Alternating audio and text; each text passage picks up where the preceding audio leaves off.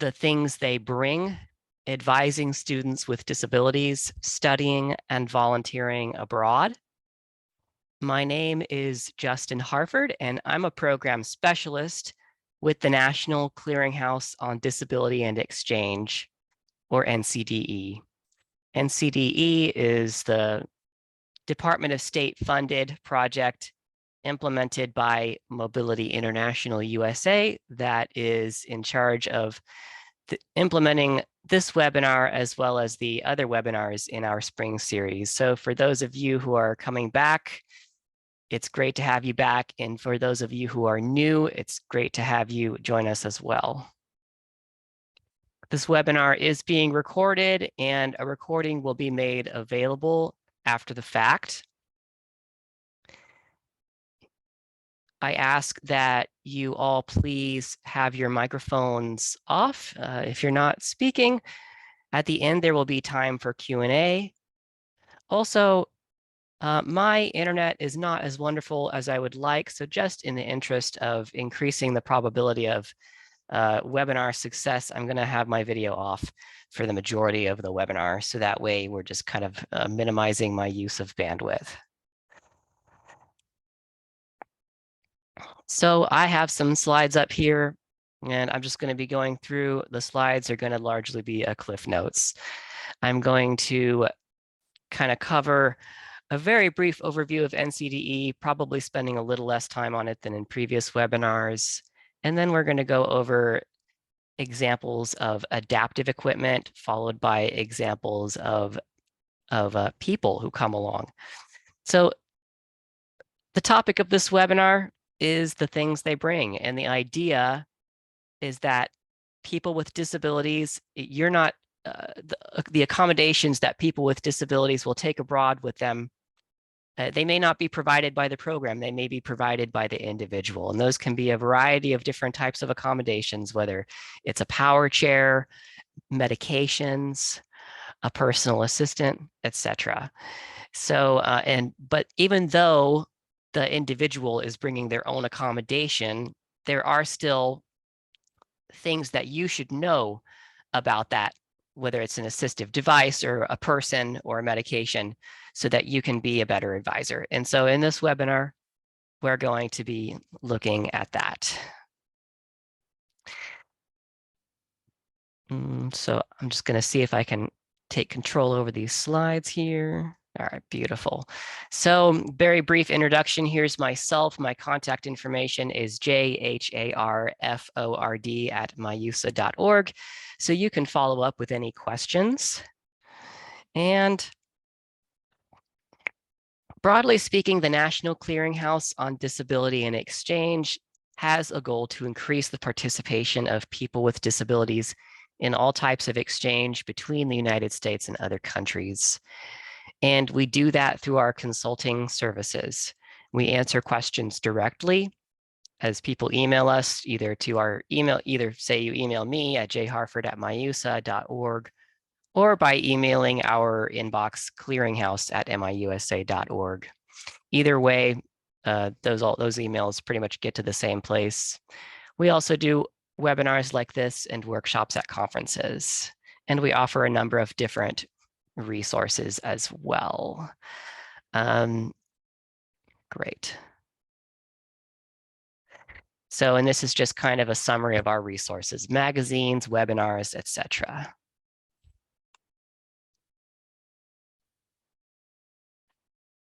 So now we're broadly getting into the assistive devices that people bring. And so here we're just kind of going to look at manual chairs. And here I'm just going to be kind of looking at the different types of devices and considering some of their advantages and disadvantages. So a manual chair, the main advantage is that manual wheelchairs are pretty flexible. A manual chair can be folded up and put in the trunk of a taxi. It can be pretty easily lifted by others. It can be easily repaired in bike shops or other local repair shops. And in addition to being a little easier to repair and maintain, it's a little harder for airline staff to break. So those are some of the benefits. Some of the disadvantages of a power chair, mostly that it cannot be operated by people with limited upper body strength. There's a few other limitations, but they all kind of center around that generally a manual chair is not the most appropriate solution for people with more complex needs. And that leads us to power chairs.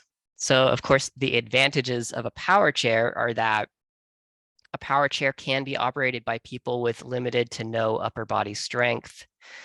A power chair also can be great for somebody who just would have a hard time with hills. Sometimes people come from contexts in the United States where they're totally happy with a manual chair and they can push themselves everywhere, but they're in a place that's completely flat, going to a place that has a lot of hills.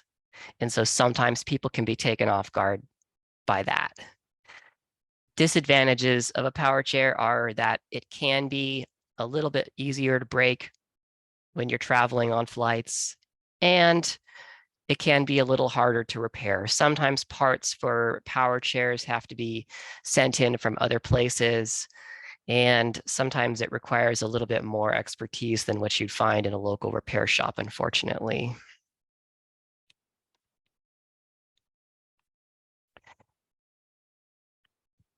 And going on to our next slide, looking at power scooters.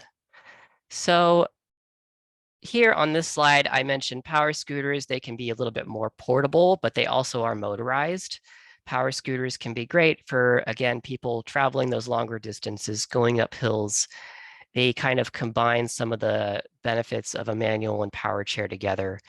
But I should also point out too that more and more we're seeing power chairs exhibiting some of these benefits, the ability to transport it, to fold it up. There are certain power chairs. I was reading a review of one the other day on Wirecutter that are in fact quite portable in addition to having the benefits of a power chair. But one thing that you should know about those is for some people, their power chair is very adapted to them and to their body.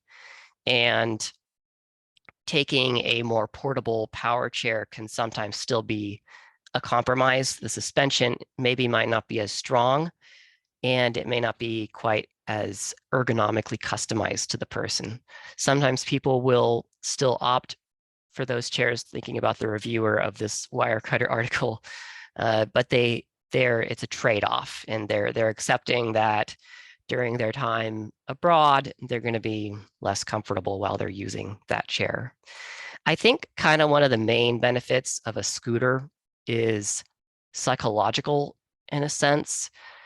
It often comes up that, a student who is totally physically disabled from the midsection down almost has an advantage over a student who's ambulatory and can walk into your office, because that student has they have no requirement, no sense of ever being able to walk anywhere. And so for them, they're just used to using a power chair or a manual chair. But sometimes you have students who they do walk to their classes, they do maybe walk to their car, but their ability to walk the longer distances on, say, a short-term exchange program will be challenged, will be limited. So a power scooter is can be beneficial for those students who are partially ambulatory and who do ambulate more or less regularly, but who could not walk the longer distances involved on an exchange program. And power chairs and I should say power chairs and scooters can all be rented in host countries. So it isn't just power scooters. Yeah. And please bear with me. We're having some, on my end, when people sign in, it changes the focus of my cursor. So then I fall out of the slides and have to jump back in, but it's fine though. So this slide is about power or manual chair, and just a few thoughts really about power and manual chairs. So sometimes Sometimes people will be able to handle a manual chair at home just fine, but they may find that they need a power chair abroad or a power scooter just to kind of go those extra distances or to handle hills. Sometimes people who are accustomed to, so a solution, either A, you'll have students who will go abroad with their power chair. And, if you check in with the manufacturer, you confirm where you would be able to get the chair repaired. And you also are confirming that you would, whether or not you need a voltage adapter, that can work. Students can take their own power chair.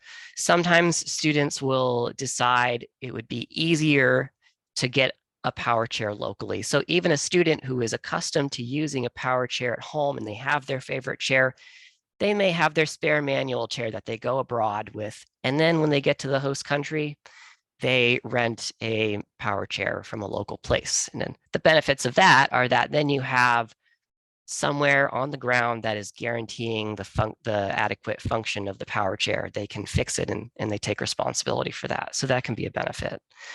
But again, that's kind of up to each student. And you really want to make sure that either way, that there are facilities around to repair the chair. It may be good if the student is going abroad with their power chair to have it inspected beforehand. And also just making sure that you're really looking out for that voltage issue. I've been surprised, but communicating with colleagues in the field, I found out that even today, not all power chairs are like your laptop, where you take it abroad and you just kind of have that voltage adapter built in, and it just kind of works out. So a common hiccup when students with power chairs go abroad is that they go abroad, it's great, until the evening comes and they have to charge their chair and they plug it in, and then there it goes. They don't have that voltage adapter, so their battery is fried, and then they have to get a new one. So a few comments on flights. So most airlines will have information on their accessibility policies, and it's a good idea to check the policy of the airline before departure so that you can get a sense of how to request assistance. And of course, this is, again, probably could be something the student does. Your part of it might just be kind of making sure to put that information in front of them so that they're keeping up with that and making sure to do it. It's a good idea also for students to arrive earlier for their flights, to leave that extra time for assistance to be provided. If a student is traveling with an extra power chair or manual chair, that can be checked as baggage. And there should not be any extra cost for checking a bag if that bag contains medical supplies, including medications, syringes, insulin, or power chairs, etc. And I was under the impression before that you could take a maximum of one chair checked in addition to the one you're traveling with. And I've communicated with people over the years who've told me that actually you can even check up to two. So that's an advantage. And people who travel, another thing to note, you have an option to gate check your chair, especially in flights covered by the FAA. I would presume in Europe too, hopefully. And the advantages of that is if you're on a long layover, the student gets to access their chair to get around the terminal and do things while they're waiting. So sometimes people will gate check their chairs, sometimes they will not, and that'll depend kind of on the length of their layover. Sometimes people may opt for longer layovers and shorter flights, shorter segments, to allot for time to use the bathroom if there aren't going to be accessible bathrooms on the plane. Sometimes also people may travel with implements, methods that allow them to use the bathroom or to go to the bathroom, I should say, in places where like on a flight where you can't use the bathroom. For example, there are these things called gel packs where you basically go in the pack, and it's designed to absorb your stuff. So that way, and so you don't have to use the bathroom. And so, all right, gonna jump on to the next slide. So now we're going to talk about avoiding broken equipment, which is a good topic.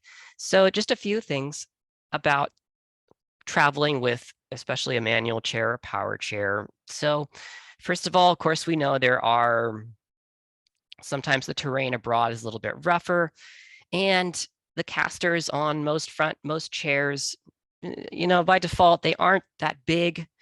They are designed for nice, smooth sidewalks and streets, and they don't have a lot of suspension. But there are options basically to increase the diameter, to have casters with a wider diameter, and also even in some cases to raise casters off the ground to sort of replace them with a wheel that has a larger diameter. They call that a free wheel. In the case of manual chairs, you can sometimes get not only wider front casters, but also back wheels that are more rugged. There are companies that will sell what they basically look like bike tires, like mountain bike tires for wheelchairs. So those can be great options if students are going to be traveling on rougher terrain. And a few more comments about avoiding broken equipment. Just, yeah, a maintenance check is a good idea. And just, of course, those things I mentioned earlier about making sure there's a place to repair the chair abroad and voltage transformers. So a note about travel insurance. Travel insurance typically, to our knowledge, does not cover damage to medical devices while traveling abroad, but sometimes it can assist with, say, for example, if a student needs to file a claim with an airline for a damaged chair, if they need to arrange for an alternative substitute chair to be provided, or if they need to arrange for repairs on their chair, really all kind of the same idea.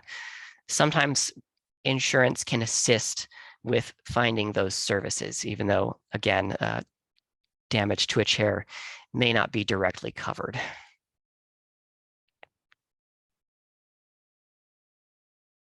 All right.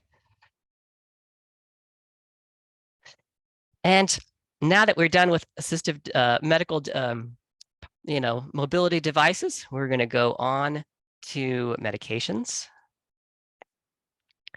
So generally speaking, medications, there's a few things to know about medications. So of course, you can imagine different countries have different regimes around medications than we do in the United States. I'd say just about all countries regulate the importation of substances.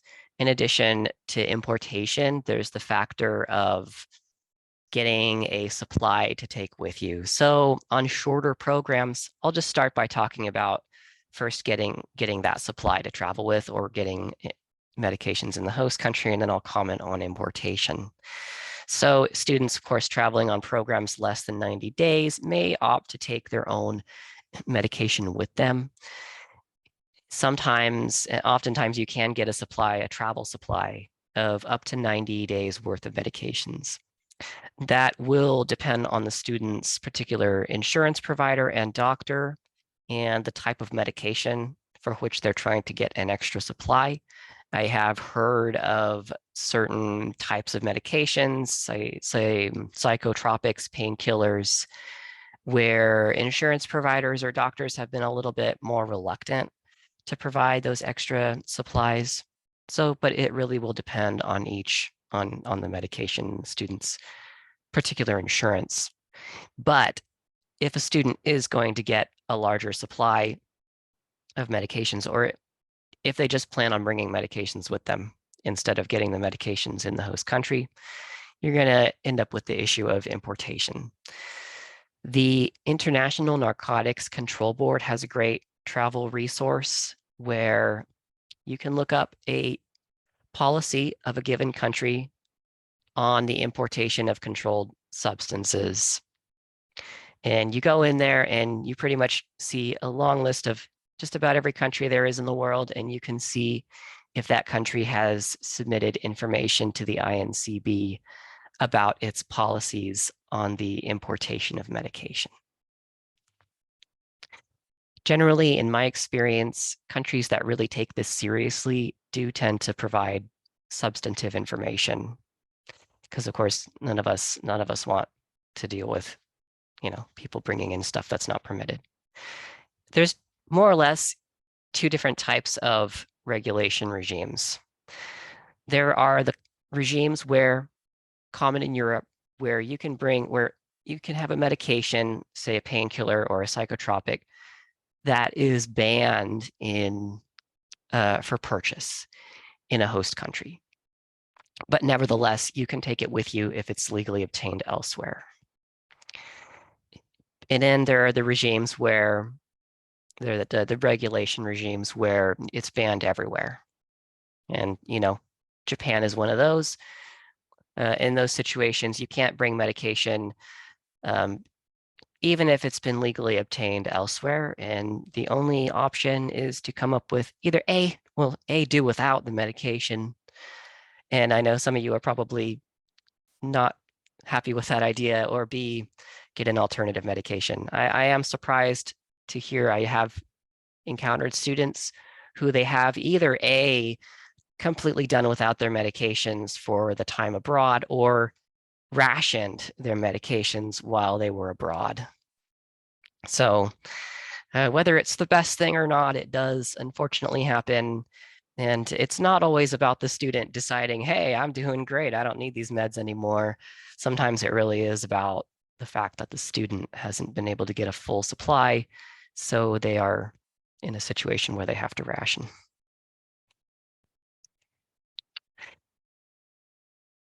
So just a few more comments about medications. You typically can't send them through the mail, though there are sometimes exceptions to that. You should travel with them in the original packages and travel with a doctor's note, especially when you're going to those countries where a medication may be banned for purchase.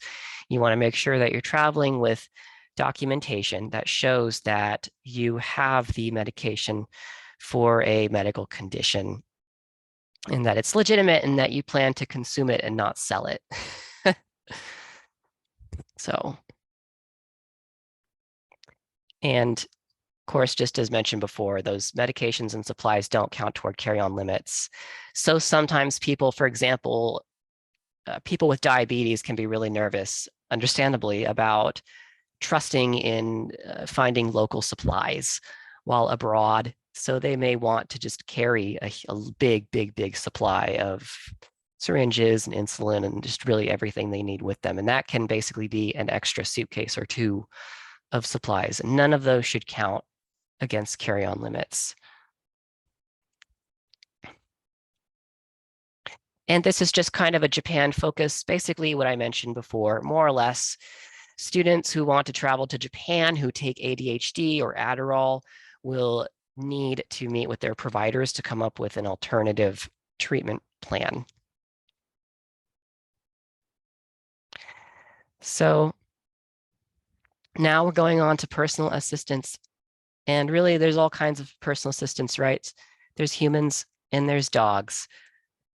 That's kind of how I think about it. So, but here we're going to start talking about the humans and then we'll bring in the dogs later.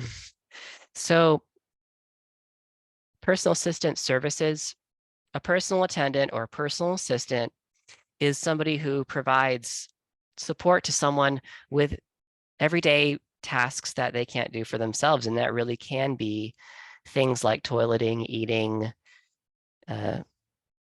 changing clothes, the whole 9 yards. Sometimes it can be reading, sometimes it can be sighted guide for a blind student, but it really does cover the whole range of everyday activities for which someone, say, with a physical disability may not be able to do for themselves. They can be found among fellow exchange participants, among maybe a network through the Disability Resource Center, nursing programs at the college, sometimes through postings in local newspapers or at home, posting in a newspaper at home, sometimes through maybe a combination of those through care centers. I'm thinking of a person who did a short-term exchange to the Czech Republic, and they posted ads in the local host community newspaper that she needed a personal attendant, and a personal attendant was found. It was a woman who provided the same kind of services for at a local care home. So how can they be paid for? So they can be paid for through the students' funds, the university's funds, financial aid, maybe support from the exchange organization. In some cases, support from vocational rehabilitation. And in some cases, support from Medicaid. And in some cases, fundraising.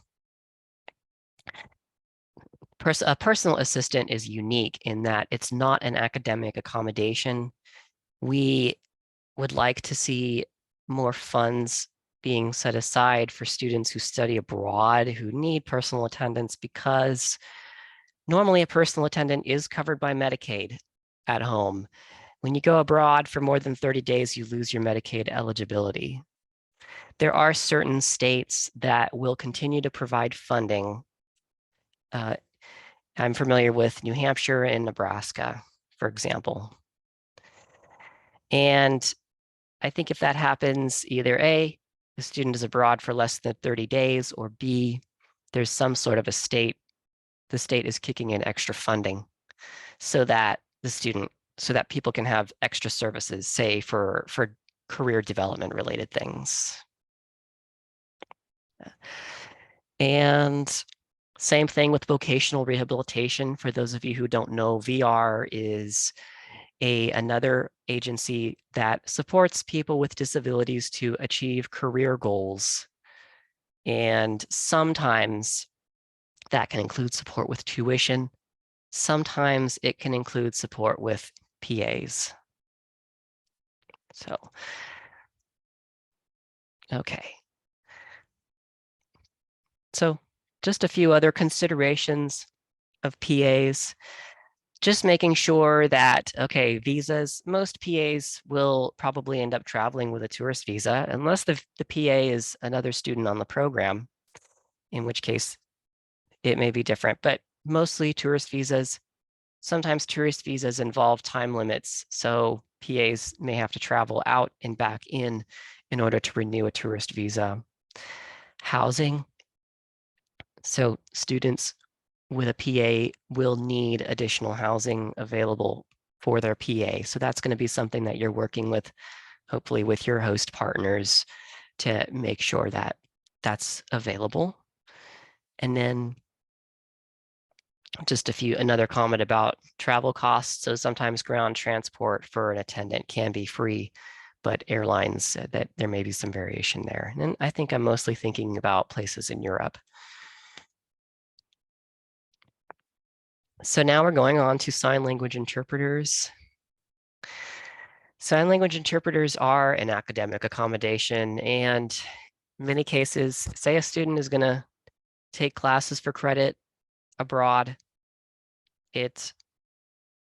we tend to point out that sometimes there can be a situation where a campus is going to cover a sign language interpreter for a student to take required classes on the home campus. And many schools figure that if that's the case, you might as well continue providing them, even if a student is taking classes abroad. Again, looking at those students when they're fulfilling those degree requirements.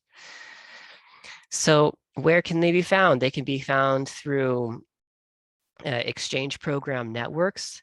They can be found through disability resource centers. There may be a network of interpreters that you already have access to. They can be found in host communities. There's also the World Association of Sign Language Interpreters, which lists member organizations around the world.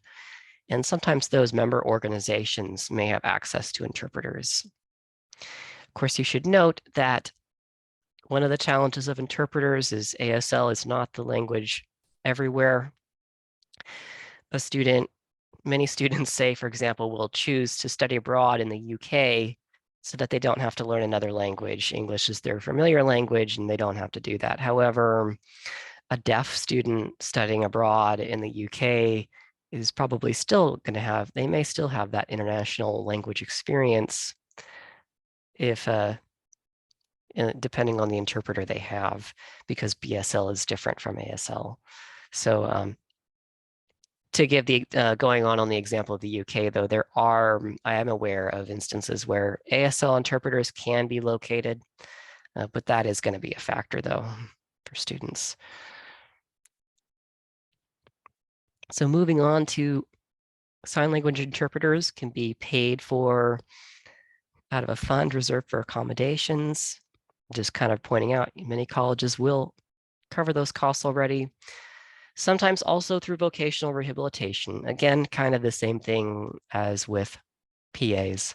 And also, we're familiar with instances where students have raised costs for interpreters, say through fundraising efforts. And also, I'm familiar with instances, again, remembering it's an academic accommodation. Sometimes universities abroad will provide interpreter services as well. So I've heard of instances where students have studying abroad, they've had an interpreter through their host institution. But again, just something to keep in mind is that those interpreters may not use ASL. So now we're going to bring in the dogs. So service dogs provide a mix of services, right? They're guide dogs. They're also dogs that aid in hearing, dogs that support people with ADHD, et cetera, et cetera.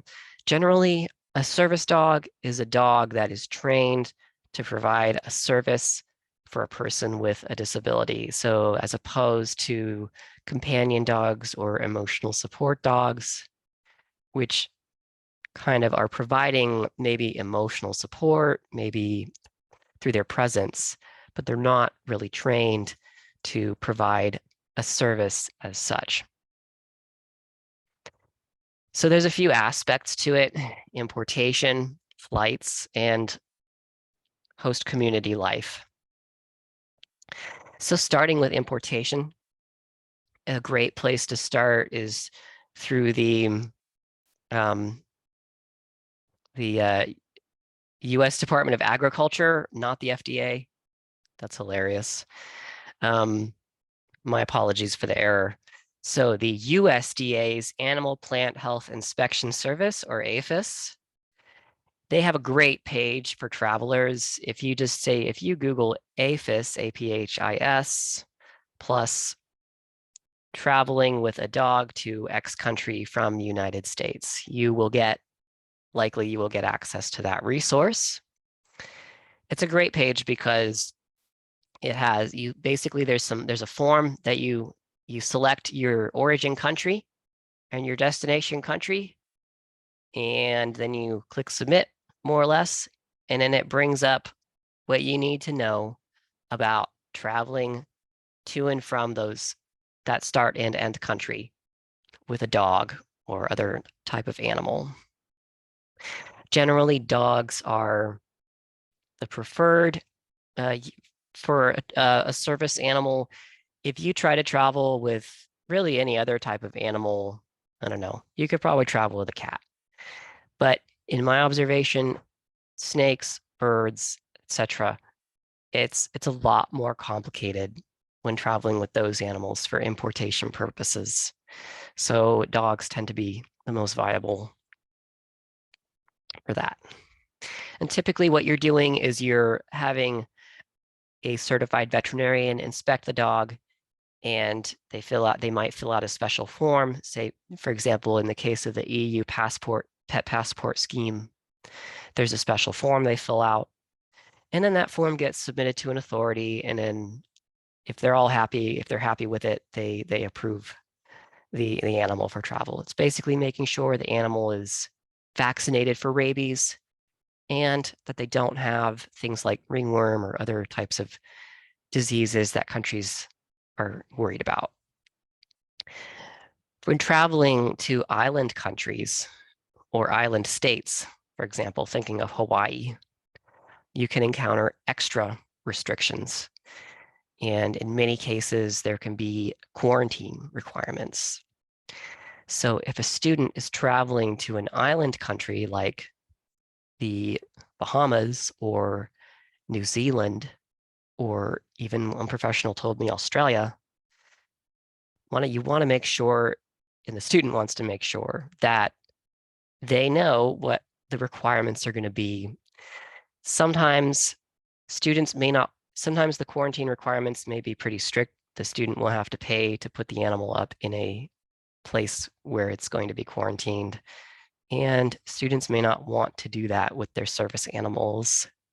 In other cases, there are sometimes ways around it. If it is a service animal, New Zealand, for example, has a scheme where if you can document that it's a service animal, it's basically providing an extra paper. They outline it on their page, what that paper has to contain. More or less, you can complete, I believe it's the 10-day required quarantine period at home.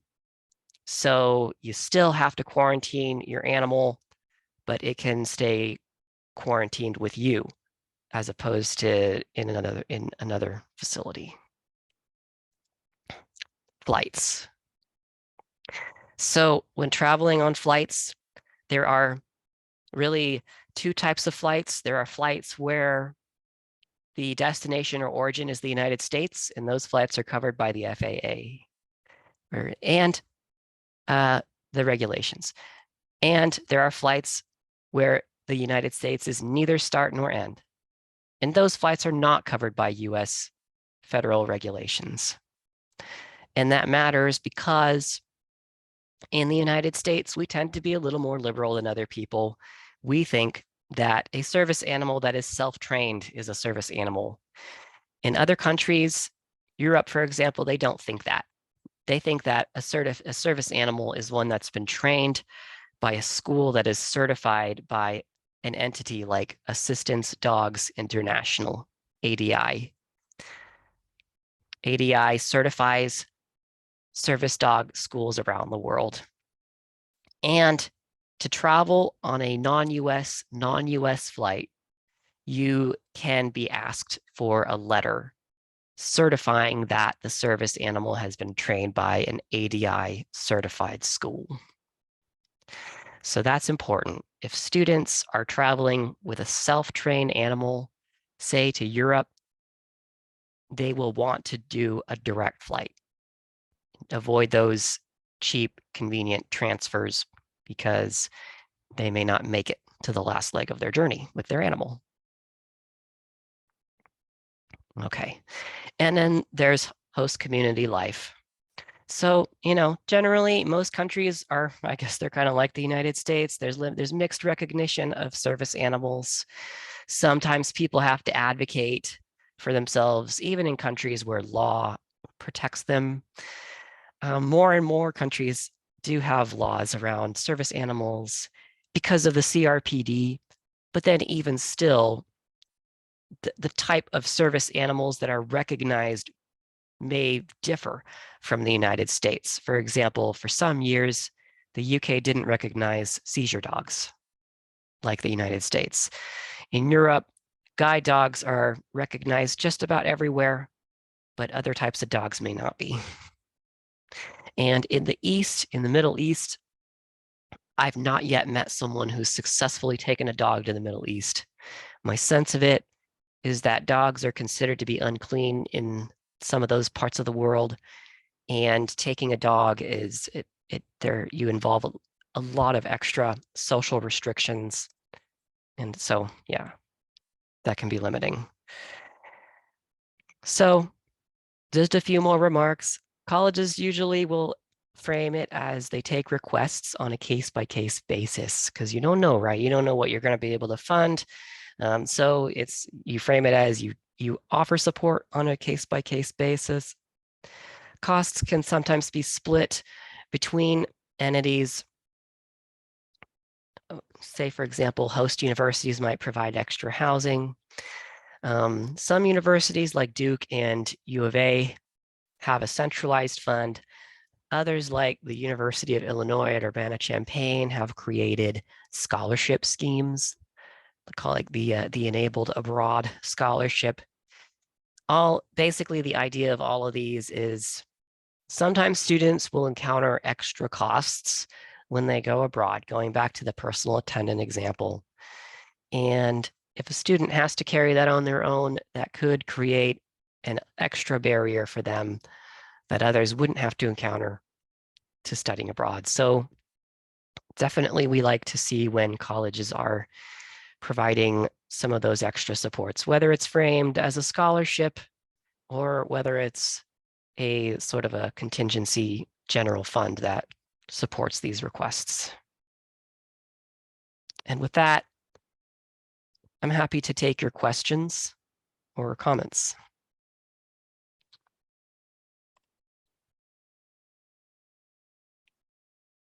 And if you have a question, you can unmute yourself or you can chat, but I think probably unmuting yourself actually would be easier.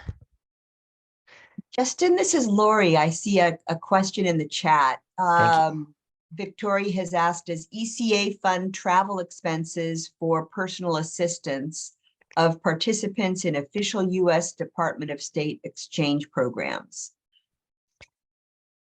Yes, great question. So in our experience, we have seen that ECA has funded PA costs on their programs. And I think the official word is that I would say they take it up on a case-by-case basis.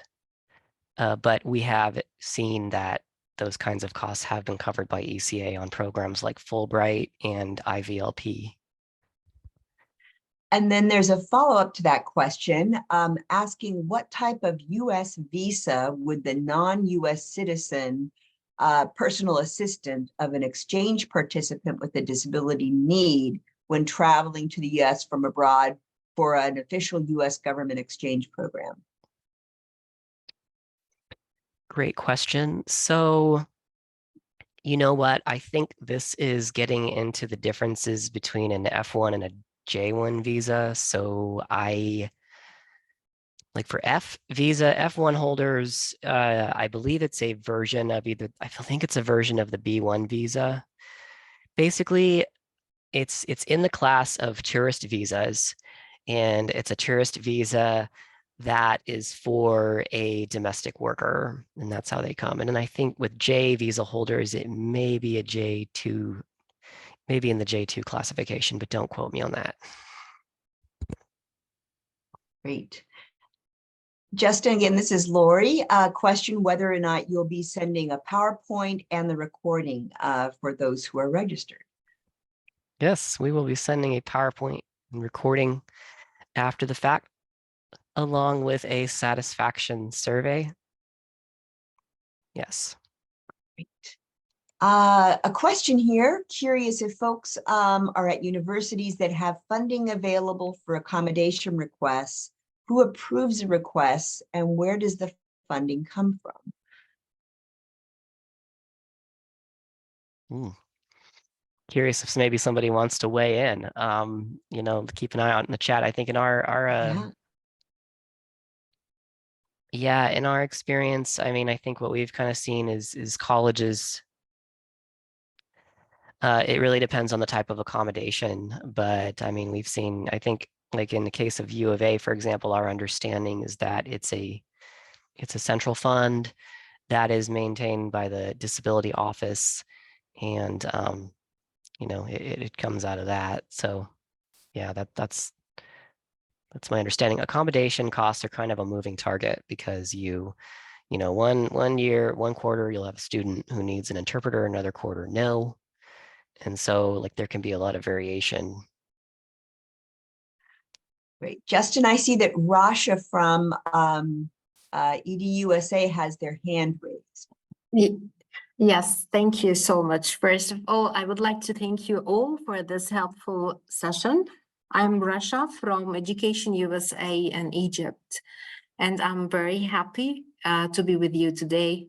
My question is that I have a visually impaired student which got a generous financial aid from Whitworth University in Spokane, Washington. And actually, she's in her first semester and she's struggling with the accessibility services. she's still with her personal assistant, that's her mom. And they regularly contact us asking for advice about what can we do for them, like an advice. So my question is, what is your advice for this student and her mom to get extra support? Could you offer more information on what support the student currently isn't getting? Yes, she's visually impaired, and up till now, she can't let her mom get back to Egypt because she needs her assistance. So I mean, where do the services come from? The university, or are there any institutions that can offer the services? We have no idea, and we really need support or advice. Hmm. Well, I don't know, without knowing more about the specific types of services, for students with visual impairment, there are usually a few different things that they tend to need in college. They tend to need, the biggest thing is alternative media services, digitalized textbooks, and those are supposed to be provided through the university. And ideally, the supports can vary. It can also depend on the student's program too, and the types of books that need to be digitalized. And then sometimes students from abroad come and they're looking for sighted guides and assistance like getting around physically. In the United States, that's not like a sighted guide isn't really a thing that a university is required to provide as much. And visually impaired students are expected in the United States to find their own way around. But then what we see sometimes is students do it. You can get O&M, or orientation and mobility services, somebody who basically shows you where your classes are at. But then there's still kind of an expectation that the student is showing themselves around. And I think some universities may provide orientation and mobility. And I don't know if that's really as standardized. If the college doesn't provide that, there may be local services. Like I think there's a Lighthouse for the Blind in Seattle that may Okay. provide something like that. Yes. Thank you. Yeah, I hope I answered your question. Yes, sure. Thank you. Justin, this is Lori. We have a few more in the chat. Comment, thank you for this information. I do want to note from personal experience that in South Korea, students and other travelers can obtain prior authorization for personal use of certain medications from the Narcotics Division of the government, but I'm unsure if this is available in other countries. This is also not a guarantee, nor can more medication be obtained while overseas.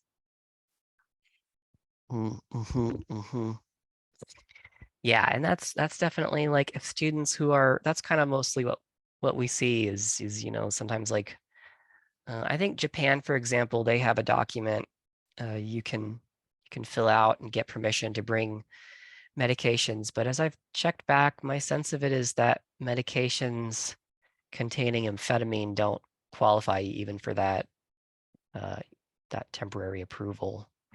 So but yeah, it depends.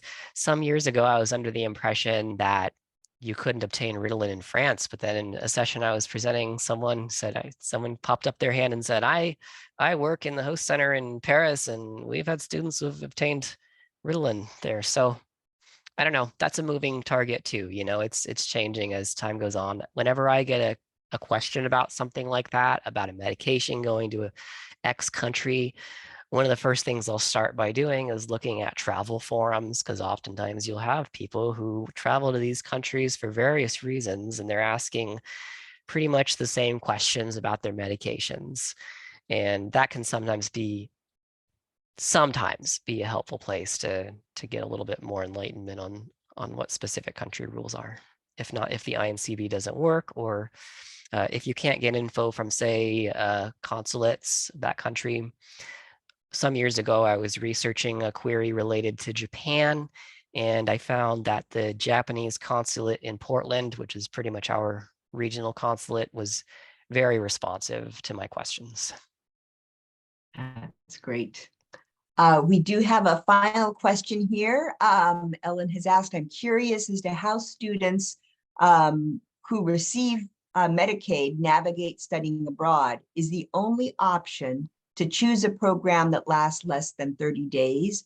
Or do students ever allow their Medicaid to lapse and then re-enroll? That's an interesting question. Yeah.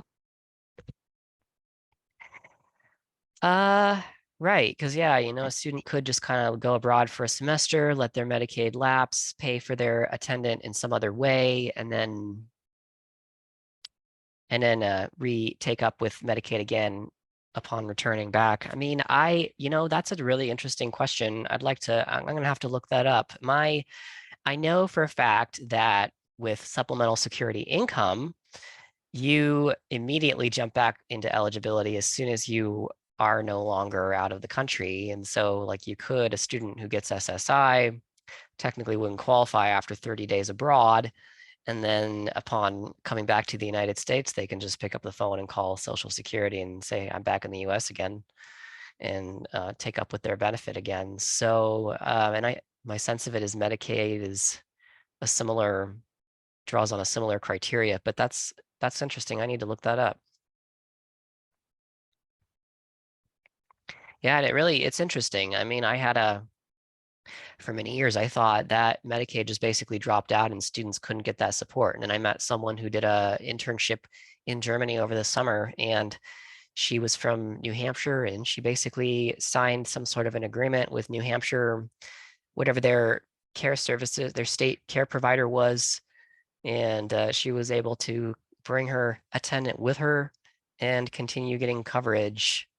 And then but then sometimes people also I met somebody who went abroad on a fellowship recently, and they were traveling with an attendant, and they weren't able to do that. It was a year abroad, so it was much longer, and they had a little bit of funding through the fellowship that kind of offset their costs. But even still, kind of when you're thinking about it, an attendant not only may involve their wage, but also involves their housing and involves their food. And so it can get pretty expensive pretty quickly. And basically the way this person made it work was they found somebody who cared for them. In other words, you find someone who has more than a monetary reason for providing care to you, to go with you. It was a friend, so yeah.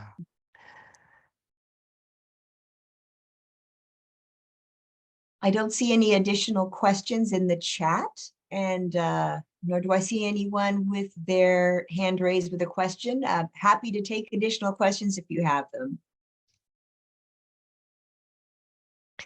I know, I was making very good time, but thank you everyone. Just one more comment too, we have known to sometimes consortia or sometimes colleges do provide that extra kick in funding. And so it is definitely something to think about.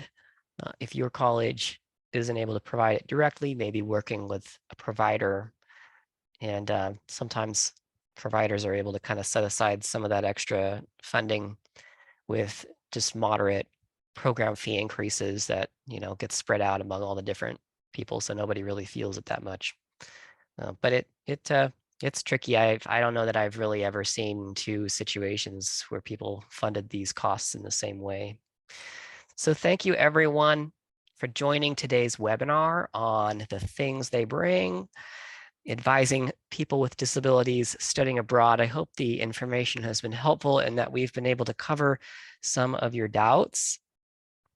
Please note that a recording and slides will be made available after this webinar within the next week or two. We will also send out a satisfaction survey, so thank you for responding to that, as your responses help us improve the quality of our offerings. And if you have any follow-up questions, we're definitely happy to answer those.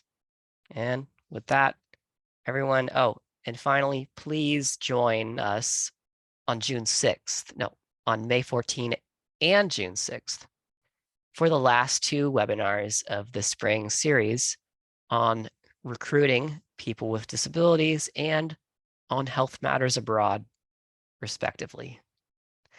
So I hope that you will join us. We're going to have for recruitment on May 14th, we have speakers from IREX and the Gilman program, IIE. And we're going to have on June 6th, speakers from the University of Michigan, as well as a couple exchange alumni. So on June 6th, you'll be getting some of the student perspective in addition to our perspective. So thank you, everyone, and we wish you a great week, and we will be in touch. Thank you so much.